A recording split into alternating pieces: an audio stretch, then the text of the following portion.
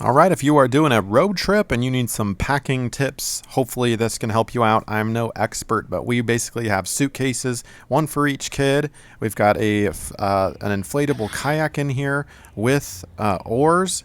We've got birthday gifts. We've got a toilet even for that long distance emergency use.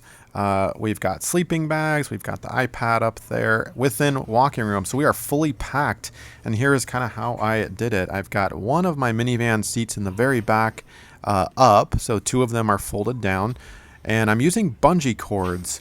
And I start with the heaviest items first and try to put those down, kind of like that. And it also helps to have things in big bags, like a big duffel bag or some type of big bag, because it's going to conform easier to certain places that you want to fit it. And then it's basically a matter of putting the heavier things in and kind of stacking the lighter things on top, but also using a system of bungees so that things can be in kind of precarious places but not risk falling down and like squishing your dog, for example, or that hard left hand turn and everything goes moving. So this is kind of what it looks like. And of course I've got my little bungee cord system over here with my water, my jumper cables, and my tire inflator in emergency use.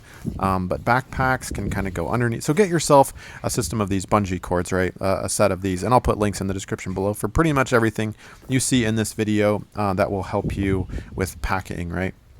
And, I've got bungee cords come in here. Sleeping bags to Rubbermaids. So we do like Rubbermaids. We even got a, toilet with toilet paper right there, like I said, for emergency situations. And I even built a little, using a tie-down strap here, a little shelf for my oars for my inflatable kayak. So that is a space saver up there as well. But of course, you don't want to put things too heavy up there. They could risk falling, or if you brake heavy, you don't want it shooting forward at you or whatnot. But these are really lightweight and super secure. So building up top or north might be an option, and you could use two of these orange tie-down straps if you needed another kind of supportive end to it. But I basically just did one and then was able to slide something through like that and then use bungee cords at the end of it. It's a little awkward, but you got to play around with it a little bit. But use some bungee cords like that to tie it to the oh crap handles. Now, as far as up front, instead of a hard cooler, consider packing a soft cooler, because that's going to conform. We've got two of them, conform really well and not take up as much room. So we have these kind of right behind the driver's seat and whatnot, and the dog bowl as well in the middle.